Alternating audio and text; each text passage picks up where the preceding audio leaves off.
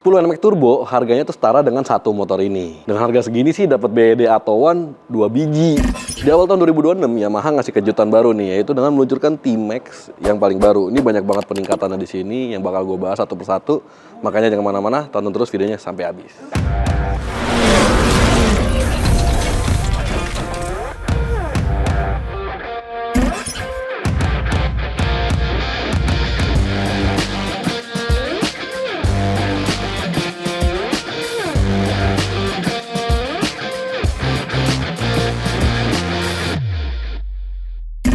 Nah, kalau dari depan wajahnya mungkin nggak terlalu kelihatan berbeda ya, tapi ini beda banget sama T-Max yang lama. Apalagi kalau lu lihat dari sudut samping begini, dia tuh nggak lebih mancung gitu, jadi emang dibuat lebih ke dalam dan jadinya kelihatannya lebih lebih elegan ya dibanding terlalu agresif kayak yang generasi sebelumnya. Terus di bagian kaki-kaki ini peleknya dia berubah, sekarang pakai forjet gitu dan ada kayak finishing CNC-annya gitu di pinggir, ngikutin motor-motor zaman sekarang. Terus dia masih sama pakai upside down, terus kalipernya udah radial ya kan, kanan kiri ada 2 disc brake di sini, terus ada mata kucingnya juga. Nah di atasnya itu ada windshieldnya itu udah elektrik yang nanti gue peragin di belakang kali ya. Sekarang kita lihat desain sampingnya. Nah ini desain sampingnya dari Yamaha T-Max ya, ini yang warna livery khusus Black Max ya kan. Jadi ada beberapa perbedaan dibandingin yang pilihan warna lain. Salah satu itu dari emblem, dia berbeda. Terus juga ini emblem T-Max dia warna merah.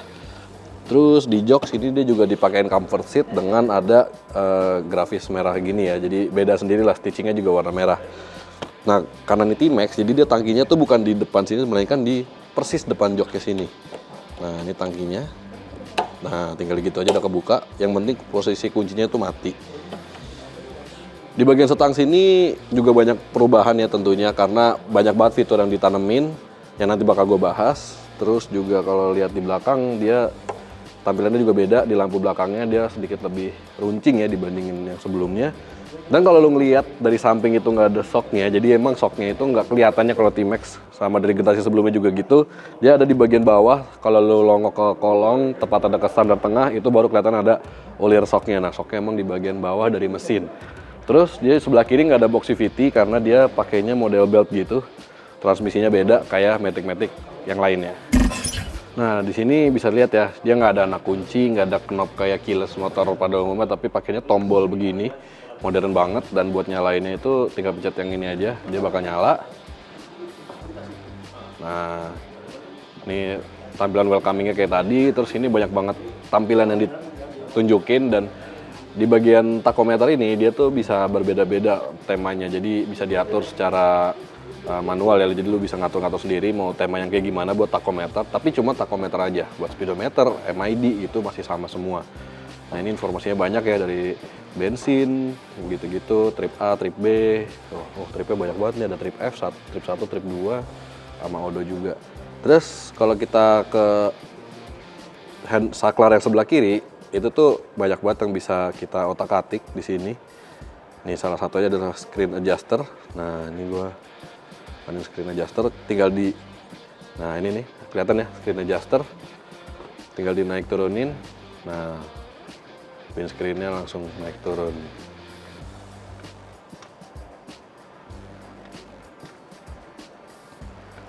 Seperti itu.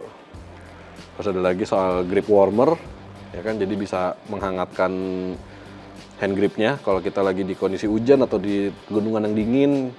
Terus ada juga seat heater buat pemanas jok ya kan. Ini settingan mesin, ini tema yang tadi gue bilang. Nah tuh beda-beda ya tachometernya. Sama informasi motor, ini buat musik kalau lu connect sama aplikasinya. Kayak gitu. Nah ini tampilan stangnya dari T-Max ya, jadi dia bukan pakai stang yang model besi bolong gitu, tapi dia beda sendiri nih bahannya. Terus dilihat tombolnya kiri kanan tuh banyak banget. Apa aja sih? Nah dari yang paling atas dulu ya, sebelah kiri ya, ini ada biasa lampu jauh, lampu deket, dan ada pass beamnya. Terus di bagian kanannya ini ada, kalau lu nggak ngerti ini rest, set nih apaan, ini adalah cruise control. Jadi tinggal nyalain aja, kita setel mau di kecepatan berapa terus di set seperti itu. Nah ini ada joystick yang tadi buat ngatur tampilan di panel meternya ya. Bisa buat windscreen adjuster juga. Ini ada sen biasa. Terus ini ada klakson. Dan ini nih yang beda dari motor lain, ini ada parking handbrake nih di sini. Nah, jadi kalau udah begini bannya bakal kekunci, nggak bakal gerak-gerak. Terus kalau di sebelah kanan ini ada cut off engine, terus ada mode. Ini mode berkendara nih, jadi ada T mode sama S mode. Ada lampu hazard ya kan, dan juga ada tombol starternya. Nah, karena gue belum pernah lihat T-Max ya di Indonesia, dan juga T-Max juga yang generasi sebelumnya tuh nggak dipasarin sama Yamaha, jadi gue baru tahu kalau ternyata buka joknya T-Max itu harus dari depan begini cuy. Jadi bukan dari belakang, nggak bakal kebuka kalau dari belakang. Dan ini ada bagasi yang cukup luas di dalamnya, ada apa sih namanya, hidrolik ya di sini. Jadi lu nggak usah repot-repot megang-megangin, nggak usah berantem juga sama joknya.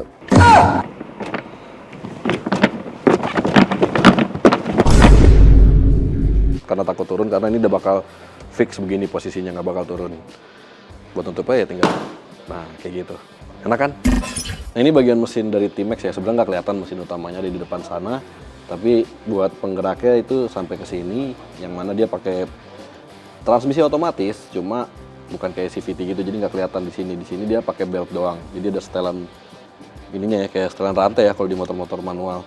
Buat mesinnya sendiri, dia itu pakai mesin berkapasitas 561,88 cc, 2 silinder, dan dia udah 4 langkah ya, pasti ya 4 tak, terus juga ada 4 katup pakainya, pendingin cairan juga, dan tenaganya itu bisa sampai 46,9 horsepower atau 35 kW lah ya. Sementara torsinya bisa sampai 55 Nm. Nah, buat harganya si T-Max ini emang bukan buat kaum mendang-mending, karena dijual di Indonesia dengan harga 455 juta buat yang varian standar. Nah, yang varian ini itu tuh dipasarkan dengan harga 475 juta. Jadi kalau lo masih kaum mendang-mending sih kayaknya masih mending beli rumah, beli apartemen atau mobil sekalian ya, dibandingin beli T-Max kayak gini. Tapi kalau buat yang ya duit ada banyak mah oke-oke aja sih beli T-Max, apalagi peningkatannya tuh di generasi yang 2026 ini banyak banget. Jadi gimana menurut lo, pendapat lo soal si T-Max ini? Kasih di kolom komentar di bawah, dan jangan lupa juga buat like dan subscribe channel Brem by Yuzon Indonesia untuk tahu video otomotif berikutnya. See you in the next video. Dadah!